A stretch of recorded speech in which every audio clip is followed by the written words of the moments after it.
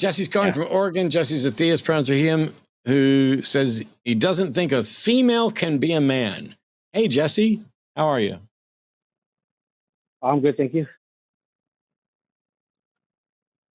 Am I coming through? Yep, we hear you. What is it you think is going on or shouldn't be going on or not going on? I just think that the definition of man doesn't fit into transgenderism, and transgenderism is probably its own thing. What do you mean by that? Like, I don't think a woman can be a man. They could be a transgender man, but I don't think they could be like an actual. So man. hold on. Does can a blonde man become a brunette man, or are those like totally incompatible adjectives of man? I think they're still men. They both fall under the man category. So what includes somebody into the man category? What allows you to take on that label? An adult, well, by definition, an adult human male. Okay, so break that down though. What does that mean though? What includes you in the category of male? That you're, well, male is your sex, which is determined by your reproduction, your reproductive organs or whatever, or your body. What factors go into, hold on, what factors go into your sex? So you're going to say that sex relates to, you've already mentioned reproductive anatomy. Is reproductive anatomy necessary and sufficient to include somebody into the male category? Is reproductive anatomy sufficient? Well, I think it's that your body's. Yeah, and which anatomy qualifies you? So, like, for example, let's say if I say what is a male, it says of or denoting the sex that produces small, typically motile gametes, especially sperm. Oh. Okay, cool, so he's you're got a going with the script. gametes argument. Yeah, so you're going with the gametes argument. So are you going to say that gametes alone are the determining factor of what assigns you to sex? No, because it's typical. So I know there's males that can't, right? And there's females that can't get pregnant. Right. So there's males who cannot produce sperm. Right. So what if other parts of their reproductive tract do not line up? Like if somebody, how so?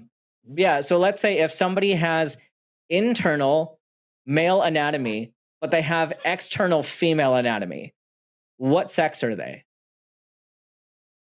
Well, I feel like they'd probably be, so I guess what is their function? What is their closest function? Are they able, do they have What do you mean by closest function? What do you mean? Define closest function.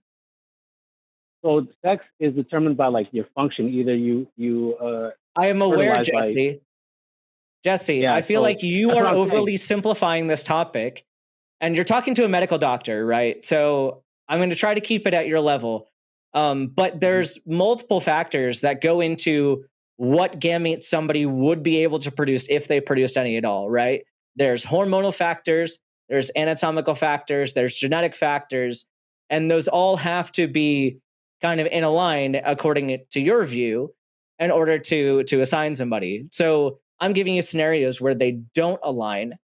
Let's say if somebody had testes, so they theoretically would be able to produce sperm, but instead of a penis, they have a vulva. What sex is this person? I think it would depend on what condition that is, right? I think doctors determine what condition you have. Does it matter? You said, no, Jesse, you said that sex is based on their ability to produce gametes, right? So again, gametes are not involved. How do you assign them? And you're going to say whatever they're closest to. If you have somebody who has equal variation, equal parts, male and female, anatomy, genetics, hormones, if somebody is right down the middle, what factor would assign them?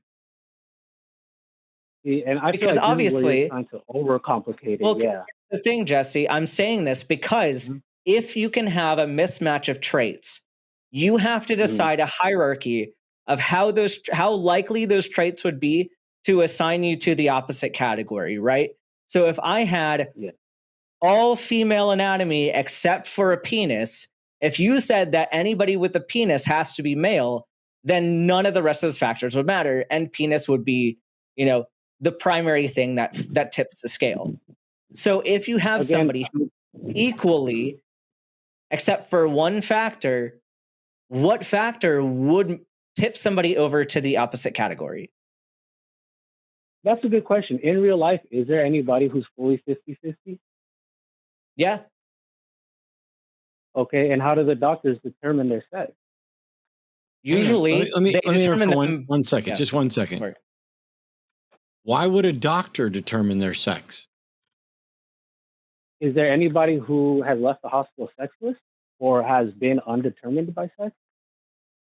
Well, you're saying this is one of the only reason I jumped in for this objection is that we tend to describe someone as assigned female at birth, assigned male at birth, where a doctor is making a decision. This happens in a number of different intersex scenarios, but it also happens just every day, where when you look at someone, if they meet the normative criteria, the doctor just assigns them that way. And the thing that we're pointing out is that this is more complicated than that. You're going to have a hard time coming up with criteria. Doctors are going to have a hard time coming up with criteria. And all of this is still about sex, when gender is a separate issue from sex. But you went with, how did the doctors do it? So the question that Ben was asking you is this: if you make a definition of this is what a man is, or this is what a male is, and then you find somebody that doesn't fit that definition, what do you do? Do you say, my definition needs to be reworked? Or do you say, hang on, this is a different category? I mean, that's what we're trying to figure out, is what's the criteria? Because you say, for example, I would suspect that you think I'm a man, and that you probably suspect that I'm an adult human, or adult male human. But you don't know what my chromosomes are. You don't know what gametes I produce or would produce. You don't know anything about me other than I tell you I'm a man. You suspect that I was assigned male at birth, and I have a presentation of a shitty mustache and a bald head and masculine sort of dress. But you don't have access to my chromosomes, my gametes, my genitals, although I could show them to you if you pay me. I'm kidding. But what I'm saying is, when we determine, generally speaking in life, whether somebody's a man or a woman, we don't have access to any of those things. And yet we're still sitting here willing to consider your gamete argument, except that your gamete argument is incomplete and insufficient to defining the category you want it to. Yeah, so I guess to that I would say then you'd have to be disagreeing with the way we thought about it for a really long time and the way it's still defined. I mean, Jesse, do you know who also disagrees? No, you know who disagrees more with Matt than with you? Every medical organization in this country. How so? As far as, are you going to tell me? Are you telling me, Jesse, that you disagree with the American Academy of Pediatrics and the AMA and the AAFP and the ACP? Do you just disagree with them? As far as the definition of sex or male? About how we're going to, what is useful for us to define it as, and how we're going to continue to define it. Because it sounds like, Jesse, like, if you want to go toe to toe with how the medical community finds this useful, you better bring some more evidence to the table other than things that we're already clearly debunking. I don't know if you're aware, but these arguments are what we hear on a daily basis. And the medical community has been addressing these over and over and over again, which is why we have such big questions like this. Like, I took embryology in medical school. We're all required to take it. And I remember ever since that class, like, it took things that were taught to us as binary and taught to us as so simple, and it made all of it not simple. And you know what? So Doctors in the delivery, and I've delivered 33 babies. Jesse, you can't say it overcomplicated it if we learned that it was too simple. If the reality is complicated, then it's a mistake to make it appear simple. Because what you end up doing is sidelining. You end up saying everybody's XX or XY except for these people, and we're going to ignore them and not count them. And then what you end up doing is you're throwing out an entire group of people that are the thing you're often looking at. So how is it overly complicated? How can it be overly complicated if you still haven't come up with a clear definition to use?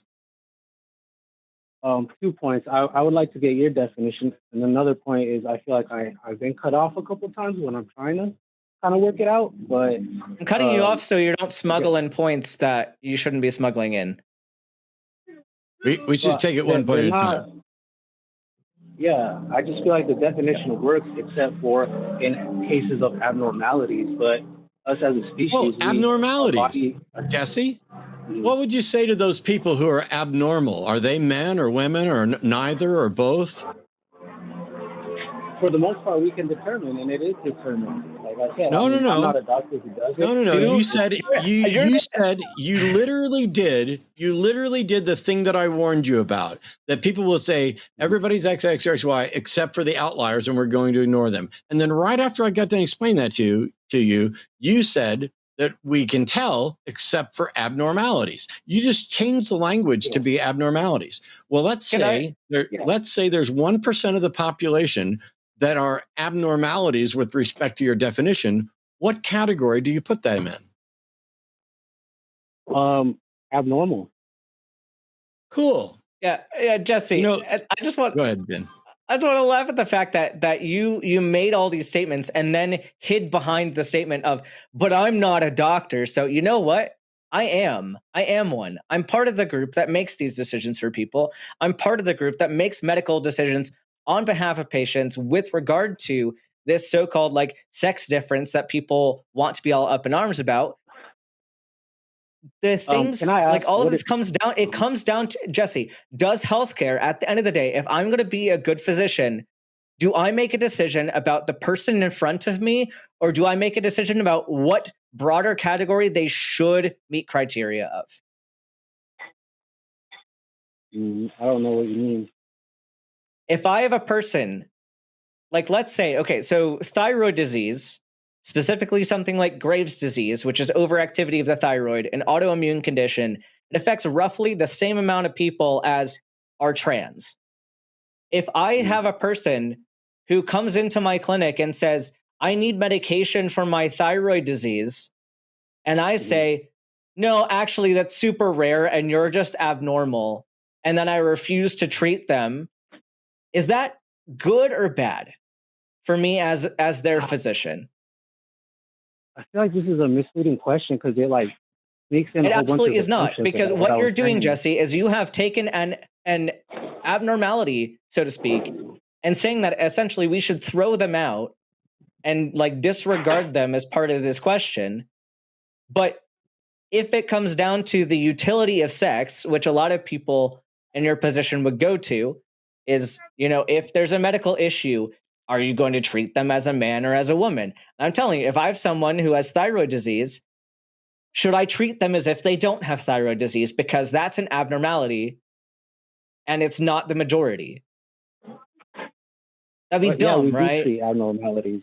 Yeah, we do. For sure. We do. People have abnormalities. Almost everybody has some kind of abnormality. And our point is, you can't disregard exceptions because you don't like how they don't fit into your binary. That's the whole point. You have to acknowledge that there are exceptions. You have to acknowledge that there are exceptions. Yeah. I feel like I've hardly had the chance to speak, but if I could ask, like, what is the function of life, right? According to an atheist. That is not a relevant question to this. That is not relevant to this conversation. The function is to reproduce. It's to reproduce. No, Jesse. So sex is based on reproduction. Yes, it is. Jesse, no, the function of life is not to reproduce. You may think that the function of life is to reproduce, and you may choose to reproduce, but some people aren't capable of reproducing, and some people don't want to reproduce, and their life is just as valid as yours. Look, Google, the primary biological function of life is to survive and reproduce. I'm sorry, Jesse, I don't need to Google, and I don't need to know what you think your God thinks, but the purpose of my life has nothing to do with reproduction. Biological life is stop talking. Right? Biological life can reproduce, but you are asserting that reproduction is the purpose of life. That is simply not true. That is an opinion about what you think. Life isn't an entity. It isn't an agent. It doesn't have a goal. Life just happens, and evolutionary principles guide the selection criteria by which it either continues or ceases. But you seem to be saying that life, the purpose is reproduction. Well, that's not the purpose of my life or somebody else's. But yes, biological life reproduces, and that still happens amongst trans people as well. Yeah. So sorry, I kind of jumped in because I felt like I was getting cut off a lot. But yeah, I feel like if you have an atheistic view and you believe in science, and science says we evolved, then we evolved to reproduce, and that's what our bodies show. No, Jesse, science doesn't make proclamations about goals or purpose. Evolution has no goal and no purpose and no guide. I'm following the science. The science does not tell anyone what the purpose of their life should be. Okay, I guess we just randomly reproduce. Fine, I could. No, I could that's not. Point, but I still, Jesse, you're not listening or thinking. Listen to me. The reproduction isn't necessarily random. Biological life reproduces, but no individual biological life needs to reproduce, nor need it be the purpose. You can't speak about life broadly as this is what life is when we're talking about life of individuals, and we're talking about gender and not sex. And even if we were determining what someone's sex is, that's independent of whether or not they have a purpose to reproduce. But we were talking about sex. You asked me to define male. Is someone a male even if they have no purpose to reproduce? But their body is someone a male? Is someone still a male even if they do not have a purpose to reproduce? That's a yes or no question. Depends. No, it's not a depends. Is someone still a male if they do not have a purpose to reproduce? Yes or no? No. And it's a misleading question. So you're saying female organs. You're saying be a male. When I say yes or no, that's the only fucking word I need from you so that I can continue with the next thing so that you might learn something. Because you just said that anyone who does not have a purpose to reproduce cannot be a male. That's pretty arrogant of you, considering you've disagreed with. Okay, I'm going to mute you. I don't need you to tell me whether or not I'm arrogant because I don't care what your opinion is. You are factually wrong. You painted yourself into a corner. And I'm saying that you just declared that anyone who does not have reproduction as their purpose cannot be a male. You just defined a whole bunch of people who you would otherwise define as male as not male. Whether you think I'm arrogant or not is irrelevant. I'm still right, and you're still monumentally wrong.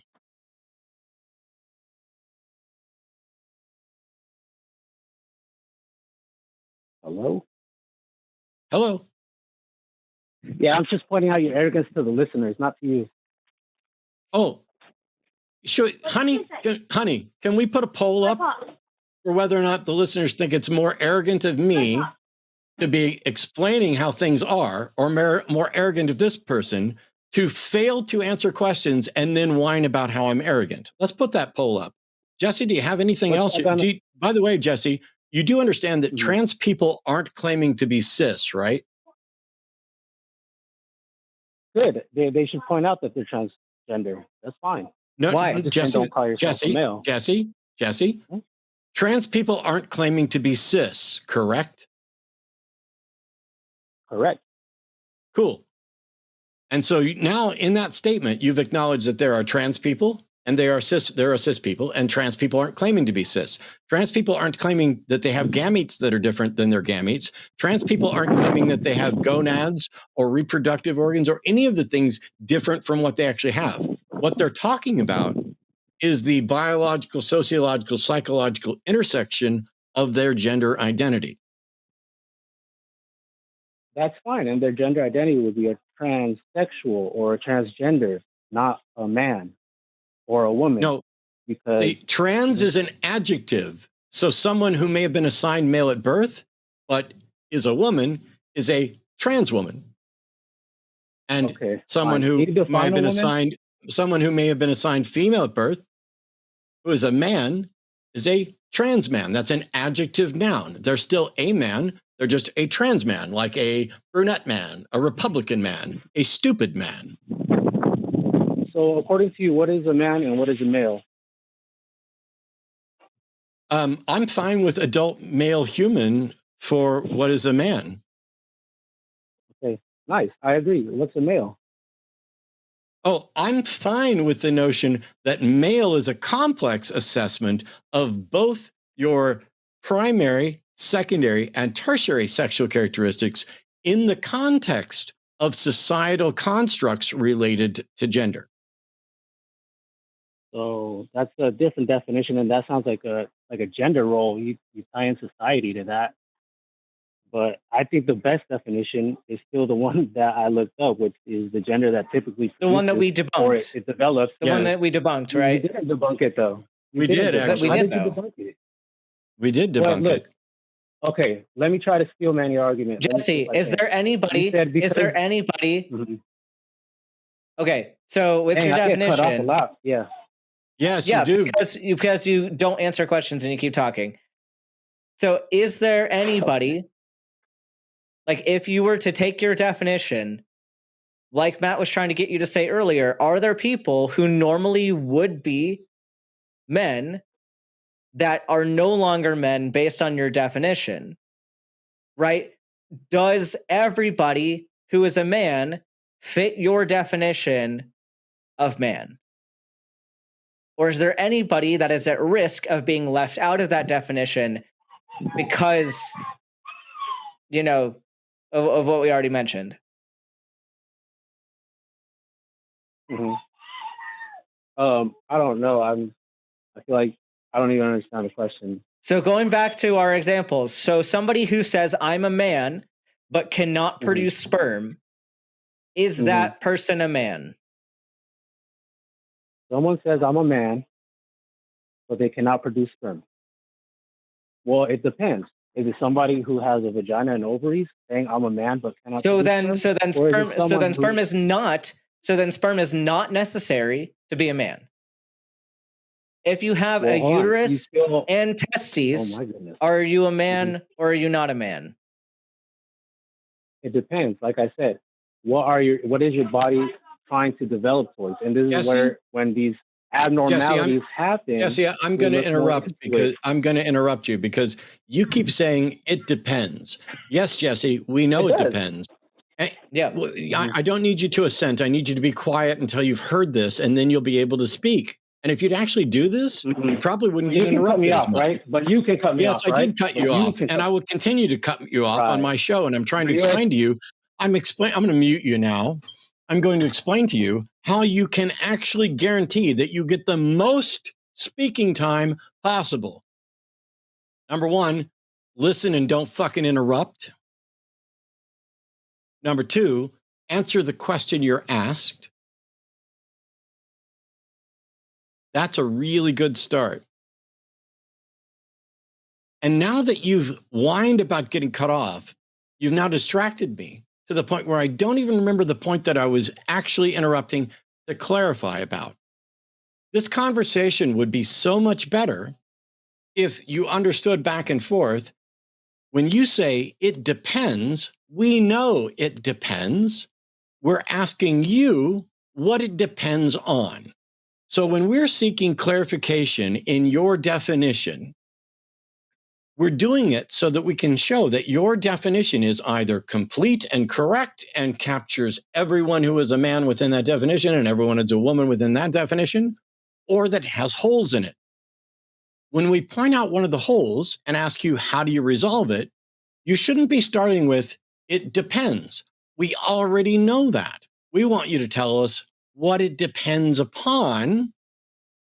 What is the criteria that you overlooked in the first 5 times you tried to define this? So let's try it again. I'm going to unmute you now. Hopefully we won't have to interrupt you. What does it depend on? So again, it depends on what sexual function your body was attempting to develop or has developed the most. Jesse, but the problem is, and I'm getting tired of this conversation because I've already told you where that function disagrees with itself. Because, Jesse, does it require more than one trait? Does it require more than one trait to have reproductive function? If the main trait fails, we do have to look at other traits. Yes, if the main trait fails, so what are those? So what are those? That is what I'm asking. I'm asking for specifics. Because I answered it. The main trait is to produce sperm. Jesse, when you've mentioned these things, you've mentioned things, and I've given you examples of where they may contradict each other. And it sounds to me like you don't know enough. You don't know enough about this. You're not going to get to speak again for the rest of the show, but I'm going to mute you now because you just interrupted Ben with more of your whiny little bitch stuff about, I feel like blah, blah, blah. So we're asking you, what are the list of criteria? And we're doing this for a very important reason, because we know more about this than you. We've been doing this so much longer. It's the reason you're calling in. Nobody gives a shit what Jesse's opinion is that he just fucking Googled and looked up and has put no thought into it. We're sitting here pointing out that, yes, this is a complicated subject, and people have spent lifetimes earning degrees and interacting with experts in countless fields to point out that your simple definitions are insufficient, and so they get expanded. And we recognize all kinds of things. I would bet money right now, Jesse, that if we were to start asking you questions about what's complete androgen insensitivity syndrome, what's Klinefelter syndrome, what happens when you get the SRY gene on a Y chromosome, what happens with you when you have someone who's producing male levels of testosterone, sperm, and has undescended testes, what happens if you get someone who generally, once upon a time, would have just been described as hermaphroditic because they get the actual reproductive organs of both of our normatively sexually dimorphic species. All of these things go into the complexity of sex, which is still not a simple binary. Human biological sex, the chromosomes, the gametes, not a simple binary at all. And yet sex is still distinct from what we're talking about with gender. Someone talking about being a trans man isn't, as I noted, misrepresenting their gametes, their genitals, their any of that stuff. They're not representing their chromosomes. Matter of fact, most of the time, I bet that you literally have no idea what the chromosomes are for anyone you've ever been in a relationship with or shook hands with. You guess at what you think their chromosomes are and what their gametes are by their presentation. And if somebody comes up to you, and you have no reason to suspect that the gender they are presenting as is anything other than their actual gender, which you, in your limited oversimplification, would just say, oh, I just assumed you had always been male and you were assigned male from birth and that you fit into these buckets. That is about you and your baggage trying to put people into your oversimplified definition. We're pointing out, and apologies, we're using you as a foil because you're not stupid, but you are ignorant. You don't know enough about the subject. And so Ben has been sitting here very nicely every time you give an answer, asking you the follow-up question that exposes the flaw in the first answer. At some point, you just end up putting up a wall saying, okay, this far and no farther. And when you do that, you exclude what everybody else is talking about with respect to gender, and you exclude a significant portion of the population from your categories. And all of this is irrelevant because you have no expertise. Your opinion about what gender is or isn't is irrelevant. What gender somebody is or isn't is irrelevant. And what sex is or isn't is irrelevant. Why do you care what gender either of us are, what sex either of us are, what chromosomes or gametes either of us are? That's your last thing. Why does this matter to you? I don't know if it's a tactic to like cut me off and then go on like long spiel. Oh, okay, Jesse. I'm sorry. I made myself a liar because earlier I was frustrated enough to say that you weren't going to get to speak anymore in the show. And I decided to be the nice guy and rethink it. It's not a tactic. And I'm sorry that you did not learn a fucking lesson or any humility. So now the final question that I was going to ask you, which is, why does any of this matter to you? You're not going to get to answer. As a matter of fact, you're not going to get to answer anything else. Because when you come across someone and you're not sure whether they're cis or trans, mind your own fucking business.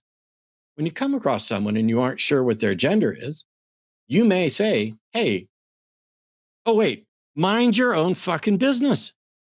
There's no reason any of this should matter to you. And there's no reason that anybody should give a shit what Jesse has to say about any of it. So goodbye. Okay. I don't know if this is a tactic or not, but if every time I take you off mute, you whine instead of actually engaging with the subject, that seems like a tactic to try to spin me up and avoid actually answering the question. And let me tell you, I've gotten a lot better about who's going to spin me up and when and how I deal with it. People are going to start seeing some changes. But at the end of the day, you're calling us to learn something or to defend something. When you try to defend it and Ben pokes holes in it or I poke holes in it, you need to go back to the drawing board. If you're going to learn something, you need to shut up and listen. But at the end of the day, what you think about somebody else's sex or gender, nobody should give the flying fuck about. And I don't know why you do. And yet, because you know what? I've never called into a show to talk about whether or not I think Superman is more powerful than Spider-Man. Those are things that I know for me aren't real. Somebody out there does. I've never called into a show to talk about whether I should be in Hufflepuff or Slytherin. If you view the gender discussion as if it's fictional and imaginary, I don't know why you're calling in to say anything other than I think this is fictional or imaginary. But if you recognize that it's not fictional or imaginary, which you did implicitly by recognizing that there are trans people and there are cis people and that trans people aren't claiming to be cis, then that sidelines your entire this is a fiction argument, and we must now be talking about something real, which means we have to define the terms. And if your definitions are insufficient to the task and ours are better, even though we may find new and better definitions tomorrow, ours win. Wow, that was a great clip we just watched. Hey, Eve, what should the people do now? Leave a comment, click like, subscribe, patreon.com/ does that say call the line? Yeah. But if you could have made, we could just make it a little more natural. On the next clip, the outro will be much better.